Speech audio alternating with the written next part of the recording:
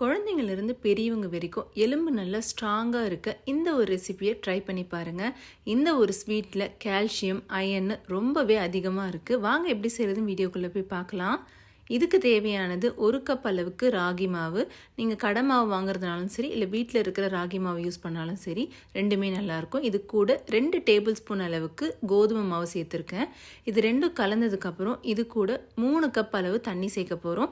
எந்த கப்பில் நம்ம ராகி மெஷர் பண்ணுறோமோ அதிலே எல்லாமே மெஷர் பண்ணிக்கலாம். இப்போ முதல்ல 1 கப் தண்ணி சேர்த்துட்டு கட்டி இல்லாமல் லைட்டாக கலந்து விட்டுட்டு அதுக்கப்புறம் மீதி இருக்கிற ஒரு கப் தண்ணி சேர்த்துக்கலாம். ஒரேடியாக 3 கப் தண்ணி சேர்க்க வேண்டாம். முதல்ல 1 கப் சேர்த்து இந்த மாதிரி கரைச்சி விட்டுட்டேன். அடுத்ததாக 2வது கப் தண்ணியும் சேர்த்துட்டு நல்லா இந்த மாதிரி விஸ்கு வச்சு நம்ம கலந்து விடும்போது எந்த வித கட்டியும் இல்லாமல் இருக்கும். இந்த ராகி அல்வா நம்ம வாரத்தில் 2 முறை சாப்பிட்டோன்னா நல்ல எலும்புகள் ரொம்ப ஸ்ட்ராங்காக இருக்கும். அடுத்ததாக பார்த்திங்கன்னா கடைசி கப் தண்ணியும் சேர்த்துட்டு நல்லா ஒரு முறை கலந்து எடுத்துக்க போகிறேன்.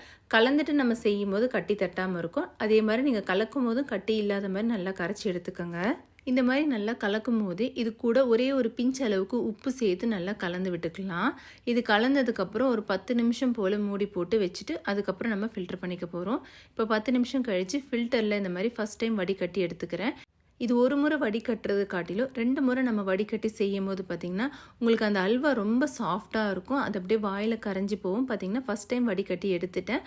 அடுத்தது உடனே இன்னொரு முறை நான் வடிகட்டி எடுத்துக்க போகிறேன். இது மாதிரி உடனே நீங்கள் 2 முறை வடிகட்டி எடுக்கும்போது தேவையில்லாத திப்பிலாம் அடியில் சேர்ந்துடும். அதை நம்ம சேர்க்க வேண்டாம். இந்த மாதிரி அல்வா செய்யும்போது பார்த்திங்கன்னா அந்த மாவு ரொம்ப மெல்லீஸாக இருக்கணும், தண்ணியாக இருக்கணும். கனமாக இருந்துச்சுன்னா பார்த்திங்கன்னா அல்வா உங்களுக்கு அந்தளவுக்கு நல்லா இருக்காது. அடுத்ததாக பேனில் 1 டீஸ்பூன் அளவுக்கு நெய் சேர்த்துக்கிறேன். தேவையான அளவு முந்திரி பருப்பு நெய்யில் சேர்த்து நல்லா வறுத்து எடுத்துக்கலாம். உங்களுக்கு வேறு ஏதாவது நட்ஸ் வேணும்னாலும் இந்த ஸ்டேஜ்லேயே சேர்த்து நல்லா வறுத்து எடுத்துக்கோங்க. இந்த அல்வாவுக்கு பார்த்திங்கன்னா மொத்தமாக நம்ம 6லேருந்து 7 டேபிள் ஸ்பூன் அளவுக்கு நெய் சேர்க்க போகிறோம். நெய் சேர்த்து செய்யும் போது இன்னும் டேஸ்ட் நல்லாயிருக்கும். இல்லை நெய் வேணான்னு நினைக்கிறவங்க சன்ஃப்ளவர் ஆயில் நல்லா சூடு பண்ணி எடுத்து வச்சுக்கோங்க. அதிலிருந்து ஒரு 7 டேபிள் ஸ்பூன் அளவுக்கு சேர்த்து எடுத்தோன்னா நல்லாயிருக்கும். அப்போ தான் அல்வா உங்களுக்கு ரொம்ப சாஃப்டாக இருக்கும். எண்ணெயோ நெய்யோ எதுவுமே சேர்க்கலைன்னா களி மாதிரி ஆகிடும். இப்போது முந்திரி பருப்பு லேசாக வறுத்ததுக்கப்புறம் எடுத்து வச்சிடலாம். அடுத்ததாக அதே பேனில் நம்ம கரைச்சி எடுத்து வச்சுருக்க ராகியை சேர்த்துக்க போகிறோம். சேர்த்த உடனே நீங்கள் நல்லா கலந்து விட்டுக்குங்க. கொஞ்சம் நேரம் விட்டுட்டாலும் அப்படியே கட்டியை தட்டின மாதிரி ஆகிடும். அந்த மாதிரி விட்டுறாதீங்க. இது ஒரு 15லேருந்து 20 நிமிஷம் ஆகும் ரெடி ஆகிறதுக்கு. நல்லா கலரி கொடுத்துட்டே இருங்க. கொஞ்சம் இறுக ஆரம்பித்ததுக்கப்புறம் நம்ம தேவையான அளவு வெல்லம் சேர்க்க போகிறோம். இந்த அல்வாவுக்கு நான் முழுக்க வெல்லம் சேர்த்து செய்ய போகிறேன். உங்களுக்கு வெல்லம் இருந்தால் வெல்லம் சேருங்க, இல்லாட்டி நாட்டு சர்க்கரை சேர்த்துக்கலாம். இல்லை ஆப்ஷன் எதுவுமே இல்லைன்னா நீங்கள் வெள்ளை சர்க்கரை சேர்த்து செய்யலாம். அளவு எல்லாமே ஒன்று தான். 1 கப் ராகிக்கு 1.25 கப் போல் வெல்லம் சேர்க்குறேன். நல்லா ஃபுல்லாக கோபுரம் போல் வெல்லம் எடுத்து சேர்த்துருக்கேன். உங்களுக்கு நல்லா நீங்கள் சமப்படுத்தி சேர்த்திங்கன்னா 1.25 கப் அளவு வரும். இப்போ வெல்லமும் சேர்த்துட்டு நல்லா கலரி கொடுக்க போகிறேன். ஃப்ளேம் நல்லா லோ ஃப்ளேமில் வச்சே கலந்து கொடுங்க. அப்பப்போ கொஞ்சமாக மீடியம் ஃப்ளேமில் மாற்றிக்கோங்க. ஒரேடியாக ஹை ஃப்ளேமில் வச்சிங்கன்னா ஃபுல்லாக கட்டி ஆகிடும். இப்போ ஃபஸ்ட்டு நான் 1 டேபிள் ஸ்பூன் நெய் சேர்க்க போகிறேன். ஒரு 5 நிமிஷம் இல்லை 3 நிமிஷத்துக்கு ஒரு முறை 1 டேபிள் ஸ்பூன் அளவுக்கு நெய் சேர்த்துக்கோங்க. அப்படி சேர்த்து செய்யும் போது அந்த டெக்ஸ்சர் மாறது நல்லா தெரியும்.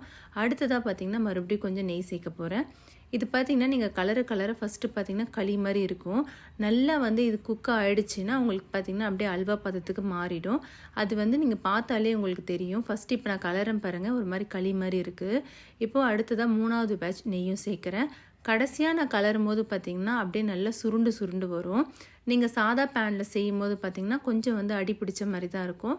நான் செராமிக் கோட்டடில் செய்கிறதால எனக்கு அப்படியே ஒட்டாமல் வருது. அதே போல் இந்த அல்வாவுக்கு கைவிடாமல் நீங்கள் கலரி கொடுத்துட்டே இருக்கணும். கொஞ்சம் நீங்கள் மிஸ் பண்ணிங்கனாலும் அதோட டெக்ஸ்சர் மாறிடும்.